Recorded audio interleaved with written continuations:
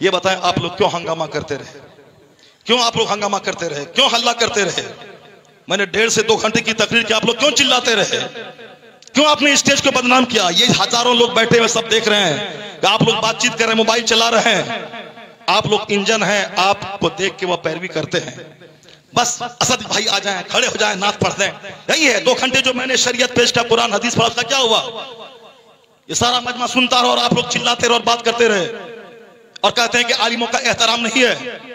गरीब नवाज ने कहा है कि आखिर जमाने में आलिमों को बकरी के चरवाही की तरह मारा और हकाया जाएगा।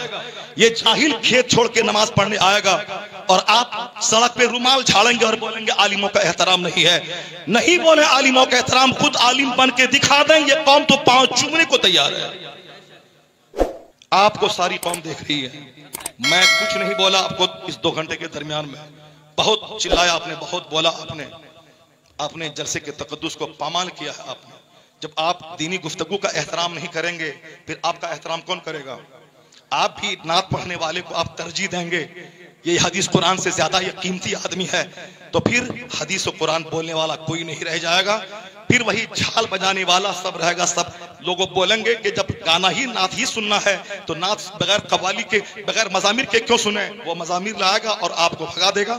कव्वाली यहाँ होगी, कुछ दिन के बाद कव्वाली हटा दी जाएगी और बंबई से नाचने वाली लड़की आएगी, बोलेगा आप कव्वाली में मजा नहीं रहा, लड़की आएगी तब। इसीलिए उन दिनों से रोकने के लिए नात खानी 10% हो, 90% कुरान हदीस की बात होनी चाहिए।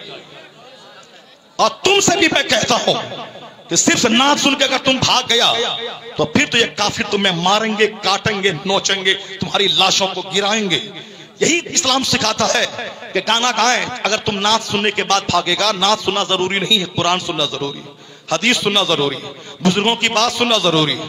और जो जरूरी है उसको बोलेगा जल्दी से खत्म करें, जल्दी से असद भाई को लाएं, जल्दी से नात सुने, फिर वो होगा। यहाँ तकरीर नहीं होगी, बंबई से रंडी आएगी और नाचेगी, वो काम हो जाएगा। इसलिए बर वक्त उसको रोकना होगा, बंद करना होगा। पीलीभीत इलाके में यहाँ उर्स की मजलिस में शेख चिल्ली आया और वो तबला बजा के सिर्फ लतीफा सुना के हंसाता रहा। मैंने कहा इसके जिम्मेदार वो कॉमेडी बोलने वाला मौलवी है।